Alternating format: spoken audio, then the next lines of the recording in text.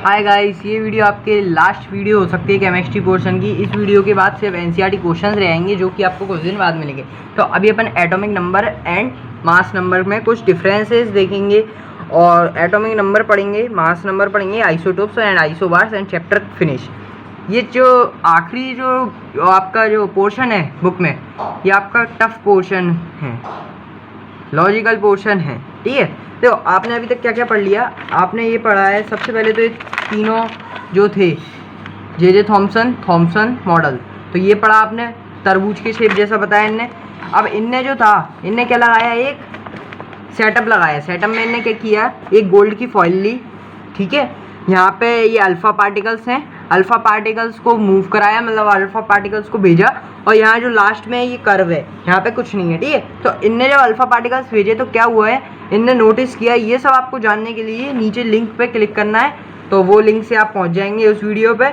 और ये नील बोर्स, इनने क्या बोला, इनने बोला कि जो इलेक्ट्रॉन्स हैं वो है ना इमर्ज नहीं होते किसमें, और रेडिएट एनर्जी नहीं छोड़ते हैं, न्यूक्लियस के पास में नहीं आते हैं और रेडिएक्टिव एनर्जी नहीं छोड़ते हैं। इनने ये बोला और इनने इसको प्रूफ किया। आखिरी में थे चैडविक ने न्यूट्रॉन्स की खोज की। और इसके बाद पढ़ा था अपन ने इलेक्ट्रॉनिक डिस्ट्रीब्यूशन, इलेक्ट्रॉनिक कॉन्फ़िगरेशन। इसमें 2n² का बहुत इंपॉर्टेंट फार्मूला याद किया था और अपन ने ये चार्ट याद ही कर लिया है। अब थी अपनी वैलेंसी, तो वैलेंसी देख ही ली थी। अब है एटॉमिक मास, एटॉमिक नंबर। अब एटॉमिक नंबर क्या होता है? एटॉमिक नंबर अपन ने पढ़ा, जैसे मान लीजिए ये एटॉमिक नंबर लिखे हैं, तो ये आपने किस हिसाब से लिख दिए। तो इनका जो एटॉमिक नंबर है ना, एटॉमिक नंबर बराबर प्रोटॉन बराबर इलेक्ट्रॉन होता है। मतलब जितने प्रोटॉन होते हैं ना, या फिर जितने इलेक्ट्रॉन होते हैं, उतना ही एटॉमिक नंबर होता है। ये आप सीधे सीधे देख लीजिए। जैसे देख लीजिए, आप तीनों कॉमन होंगे। एटॉमिक नंबर 1 1 1, एटॉमिक नंबर भी 1, प्रोटॉन भी 1 और न्यूट्रॉन इलेक्ट्रॉन भी 1, ठीक है। 2 2 2, 3 3 3, 4 4 4, 5 5 5, 6 6 6, 7 7 7। एक भी अगर इसमें चेंज हो तो बताइए। तो आप ये चीज़ें समझ सकते हैं। एटॉमिक नंबर क्या, एटॉमिक नंबर किसके बराबर होता है? एटॉमिक नंबर प्रोटॉन के बराबर होता है और इलेक्ट्रॉन के बराबर होता है। एटॉमिक नंबर का जो साइन होता है वो Z होता है। Z इजिकल टू, जैसे मान लिया हाइड्रोजन का एटॉमिक नंबर होगा 1, तो Z इजिकल टू 1 हो जाएगा। मास नंबर क्या होता है? मास नंबर देखिए, आप मास नंबर मैं बताऊँ, मास नंबर होता है आपका, कॉपी पर बताते हैं। मास नंबर जैसे मान लीजिए किसी इलेक्ट्रॉन है, वो एटम है, उसमें प्रोटॉन की संख्या कितनी है? 6। और जो न्यूट्रॉन है, न्यूट्रॉन की संख्या कितनी है? ये न्यूट्रल होते हैं, इनकी भी संख्या कितनी है? 6। आपको मैंने बताया था जो एटम में मास होता है वो किसका होता है? प्रोटॉन और न्यूट्रॉन का ही मास होता है। इलेक्ट्रॉन का मास बहुत नेलिजिबल होता है, तो उसको अपन काउंट ही नहीं करते। तो अब आप ये बताइए कि इसका मास कितना हो गया? मास कितना हो गया? Proton plus neutron, no, mass of proton plus neutron is equal to mass of atom. Mass number ऐसे निकालते। तो मास नंबर जैसे मान लीजिए आपने लिया था, यहाँ पे एक कार्बन का एग्जांपल दिया हुआ है। कार्बन का एग्जांपल है, कार्बन 12U होता है। कार्बन का जो मास होता है वो 12U होता है, क्योंकि कार्बन में 6U प्रोटॉन है। ये U जो लिख रहा हूँ मैं, ये U, ये होता है आपका यूनिफाइड मास, इसका फुल फॉर्म है। ये इसकी यूनिट होती है, जो कि अपन ने पढ़ी थी 3rd चैप्टर में, जब मैं आपको एटॉमिक मास पढ़ा रहा था। तो ये जो चीज़ थी ये बहुत इंपॉर्टेंट थी आपके लिए, तो आप इसको आगे देखेंगे। पीछे जो वीडियोज़ हैं उनको देखना आपके लिए ज़रूरी है। और जो इसमें 6U वजन कितना है, किसका है? न्यूट्रॉन का वजन है। तो 6U वजन प्रोटॉन का है, 6U वजन न्यूट्रॉन का, इन दोनों का प्लस कर दिया, कितना ओवरऑल वजन आ गया? 612U आ गया। सेकंड एग्जांपल इसमें दिया है आपका एल्यूमिनियम का। एल्यूमिनियम में प्रोटॉन कितने होते हैं? प्रोटॉन इज इक्वल टू 13, और न्यूट्रॉन कितने होते हैं एल्यूमिनियम में? वो होते हैं 14। तो इसका ओवरऑल सम कितना होगा? 13 प्लस 14, ओवरऑल मास हो गया 27U। ओके, अब मैं उम्मीद कर सकता हूँ कि आपको ये पूरा कॉन्सेप्ट क्लियर हो गया होगा कि मास और एटॉमिक नंबर क्या होते हैं। अब मैं आपको एक सवाल देता हूँ, आप वो करके बताइए। जैसे मान लीजिए आपने लिया फ्लोरीन, फ्लोरीन जो कि ये है, इसमें प्रोटॉन से 9 और न्यूट्रॉन से 10। आप कमेंट कर दीजिए जल्दी से कि इसका मास कितना होगा। आगे बढ़ते हैं। अगला है आइसोटोप्स। आइसोटोप्स क्या होते हैं? आइसोटोप्स, अब मैं अभी तक अपन ने किसकी हरकतें देखी थी? इलेक्ट्रॉन्स की हरकतें देखी थी। आप देख रहे हैं अपन न्यूट्रॉन्स की हरकतें। तो न्यूट्रॉन्स क्या करते हैं? जो आइसोटोप्स होते हैं, जैसे हाइड्रोजन है, उसके 3 आइसोटोप्स होते हैं। इसका पहला नाम है, पहला होता है हाइड्रोजन, जिसमें क्या होता है? जिसमें 1, पहले आप ये देख लिया एटॉमिक मास और एटॉमिक नंबर कैसे लिखते हैं। सबसे पहले सिंबल ऑफ एलिमेंट इधर लिखते हैं H, और फिर मास नंबर क्या लिखते हैं ऊपर और एटॉमिक नंबर लिखते हैं नीचे। जैसे कि आप इस तरह देख सकते हैं, इन्हें हाइड्रोजन का एग्जांपल दिया 14/7 N। अब जैसे मान लीजिए कोई भी ले लीजिए, जैसे एल्यूमिनियम है, तो एल्यूमिनियम में ये 27 क्या हो गया, उसका मास नंबर हो गया। एल्यूमिनियम का साइन क्या होता है, Al होता है। और एल्यूमिनियम में प्रोटॉन की संख्या कितनी है, प्रोटॉन की संख्या है 13, तो नीचे आ गया 13। इलेक्ट्रॉन भी 13 होंगे, लेकिन इलेक्ट्रॉन में वजन ही नहीं होता, तो उसका अपन वजन में नहीं लेते हैं। लेकिन जब अपन की चार्ज की बात आती है तब अपन इलेक्ट्रॉन और प्रोटॉन को लेते हैं, और जब वजन की बात आती है तो प्रोटॉन और न्यूट्रॉन को लेते हैं। प्रोटॉन दोनों में काम करता रहता है, तो उसको मस्ती करने का समय नहीं मिलता, लेकिन इलेक्ट्रॉन एक जगह फ्री रहता है तो वो मस्ती करता है। तो उसको अपन ने पिछले में उसकी मस्ती देख ली, अब अपन न्यूट्रॉन की मस्तियाँ देखेंगे। तो न्यूट्रॉन क्या करते हैं, जैसे एक एटम है हाइड्रोजन का, तो हाइड्रोजन के एटम को अपन कैसे डिवाइड कर सकते हैं कि उसमें क्या होता है, एक प्रोटॉन होता है और एक इलेक्ट्रॉन होता है, उसके अपन क्या कह देते हैं, हाइड्रोजन का एटम कह देते हैं। तो उसका अगर मैं वो करूँ, क्या कहते हैं, न्यूट्रॉन देखूँ, तो अगर हाइड्रोजन के एटम में एक न्यूट्रॉन है तो उसे प्रोटियम कह देंगे, 2 न्यूट्रॉन है तो ड्यूटेरियम कह देंगे, 3 न्यूट्रॉन है तो ट्रिटियम कह देंगे। तो कुछ इस तरीके से आप देख सकते हैं, यहाँ पे आपकी बुक में भी दिया है, in nature of a number atom of some elements have been identified which have the same atomic number but different mass पर नंबर। जैसे इसमें क्या होता है कि एटॉमिक नंबर जो है वो सेम होता है। जैसे एटॉमिक नंबर किससे निकालते हैं अपन, इलेक्ट्रॉन्स और प्रोटॉन की संख्या से अपन इलेक्ट्रॉन निकाल लेते हैं। तो इसमें प्रोटॉन तो तीनों में ही एक एक है, प्रोटियम, ड्यूटेरियम, ट्रिटियम, तीनों में ही एक एक प्रोटॉन है और एक एक इलेक्ट्रॉन है। लेकिन जब अपन उसकी न्यूट्रॉन्स की बात करते हैं, प्रोटॉन तो तीनों में एक एक है, न्यूट्रॉन है तो न्यूट्रॉन, प्रोटियम में एक न्यूट्रॉन है, ड्यूटेरियम में 2 न्यूट्रॉन है, और आखिरी ये आपका जो ट्रिटियम, उसमें कितने न्यूट्रॉन्स हैं, 3 न्यूट्रॉन्स हैं।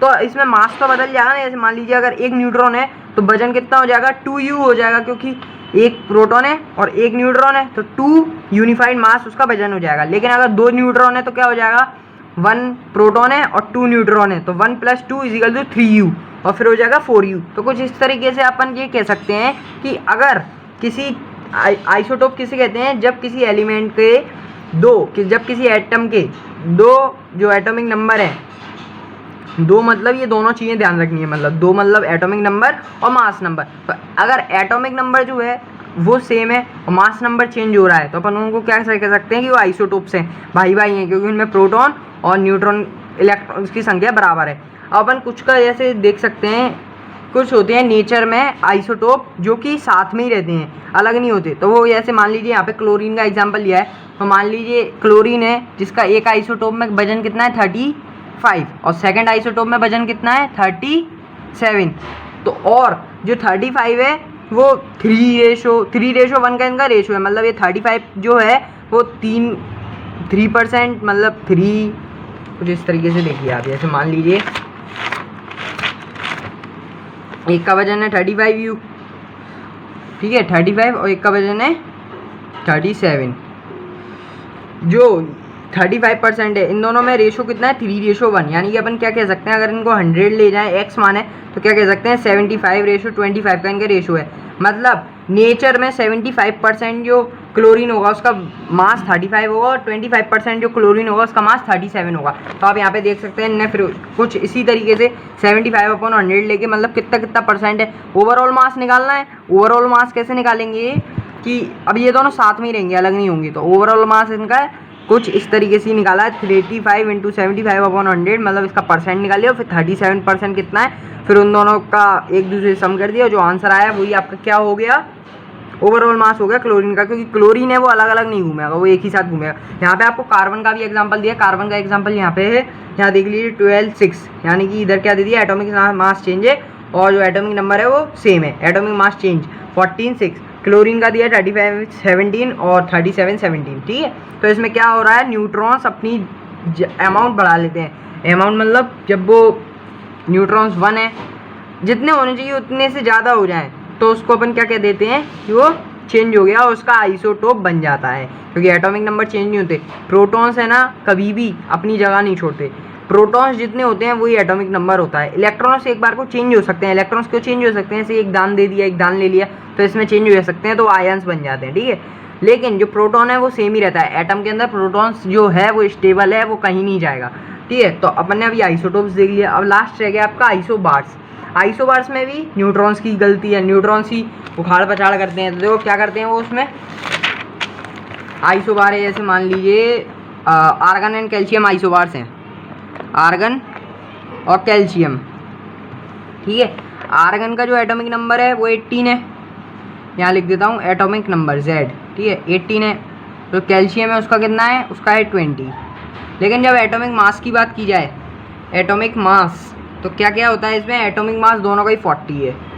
तो आप कुछ इससे कुछ कर पा रहे, कनेक्ट कर पा रहे कि आर्गन है उसमें 18 अगर प्रोटॉन है उसमें 80, क्योंकि देखो एटॉमिक नंबर प्रोटॉन के बराबर होता है, तो अगर एटॉमिक नंबर 18 है तो प्रोटॉन भी 18 होंगे। तो आर्गन में अगर 18 प्रोटॉन है तो न्यूट्रॉन कितने होंगे, न्यूट्रॉन 22 होंगे, सिंपल।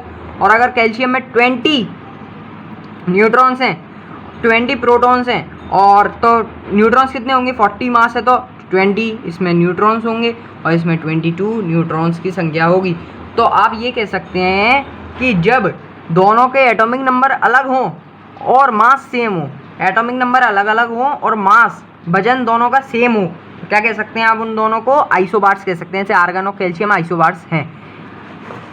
अब आप ये देखिए, for the symbol of HDD table you 3 सब एटॉमिक पार्टिकल सेपरेट, मतलब इन दोनों के टेबल बनाने को कहा है और कहा है कि इनके प्रोटॉन्स, इलेक्ट्रॉन और न्यूट्रॉन्स की संख्या बताइए कि इसमें कितने हैं, इसमें कितने हैं। तो आप यहाँ पे देख लीजिए, प्रोटियम का सिंबल H होता है, ड्यूटेरियम का D, ट्रीटियम का T। तो आप इन दोनों से ऐसे करके आप चार्ट बना लेंगे और ये क्वेश्चंस भी मैं कराऊंगा। Right the electronic configuration of any one pair of isotopes and isobars. Electronic configuration पूछा है आपको किनका, कोई भी एक पेयर का आइसोटोप्स का, कोई भी एक पेयर आइसोटोप्स ले लीजिए। जैसे आपने ले लिया कार्बन और ये 14-6 कार्बन ले लिया और 12-6 कार्बन ले लिया, तो इसमें आपको क्या करना है, कॉन्फ़िगरेशन करना है। तो जब आइसोटोप है तो आइसोटोप में क्या होता है कि जो एटॉमिक नंबर है वो सेम रहता है। तो एटॉमिक नंबर सेम है तो इसमें 6 है, इसमें 6 है, तो क्या बन जाएगा आपका 2-4 और 2-4। दो आइसोटोप्स लिए थे ना मैंने, वही बन गए आपके 2-4-2-4। लेकिन जब आइसोबार्स लेंगे तो आइसोबार्स में क्या होता है, जो दोनों में इसमें एटॉमिक नंबर अलग अलग है। तो जैसे मान लीजिए आर्गन और कैल्शियम ले लिया, तो इसमें आर्गन में कितने होते हैं, 18। तो फर्स्ट सेल में अपन 2 भर दिए, सेकंड में 8 भर दिए, थर्ड में 8 भर दिए। अगर अपना कैल्शियम तो फर्स्ट में 2 भर दिए, सेकंड में 8, थर्ड में 8 एंड फोर्थ में 2। अब आप बोलेंगे कि यहाँ पे 8 क्यों भरा, यहाँ पे तो 18 तक की कैपेसिटी थी तो आप 10 भर सकते थे। तो लेकिन ऐसा नहीं होता, ऑक्टेंट पूरा करने के बाद एटम अपने आगे वाले सेल को वो भेज देता है, बचा हुआ माल, जो बचा हुआ 2 था वो आगे वाले सेल में चला गया। तो अब ये 2 दे देगा और ये क्या बन जाएगा अपना, बढ़िया आयन के फॉर्म में रह लेगा, +2 इस पर चार्ज चढ़ जाएगा। लेकिन अपन को सिर्फ इलेक्ट्रॉनिक कॉन्फ़िगरेशन करना था तो मैंने इलेक्ट्रॉनिक कॉन्फ़िगरेशन कर दिया है, ठीक है। अब आपके ये कुछ व्हाट यू हैव लर्न, मतलब आपने क्या क्या पढ़ा वो कुछ है इसमें जो कि आपका पढ़ना बहुत ज़रूरी है। ये मैं नहीं समझाऊंगा, जब मैं आपको NCERT क्वेश्चंस कराऊंगा तब ये मैं समझाऊंगा। लेकिन जब तक आप इसको देख लीजिए, आप पूरे का स्क्रीनशॉट ले लीजिए, जो NCERT कुछ क्वेश्चंस हैं या आप खुद करने की कोशिश कीजिए, नहीं तो अगर आपसे नहीं बने तो मैं तो करा ही दूंगा, ठीक है। तो इस वीडियो के लिए बस इतना ही। Thank you for watching. अगर आपको ये वीडियो अच्छी लगी और आपको केमिस्ट्री का पूरा पोर्शन आपका कंप्लीट हो गया है तो हमारी मेहनत के लिए और हमारी सक्सेस के लिए अगर आप हमें मोटिवेट करना चाहते हैं तो प्लीज़ वीडियो को लाइक कीजिए, चैनल को सब्सक्राइब कीजिए। और आगे मैं अब लाऊंगा फिजिक्स की वीडियोस, तो फिजिक्स की वीडियोस कल तक अपलोड हो जाएंगी, तो आप कल से फिजिक्स पढ़ना शुरू कीजिए और अपने नोट्स बना लीजिए, क्योंकि मैंने आपको ढेर सारे नोट्स भी बता दिए हैं। Thank you for watching.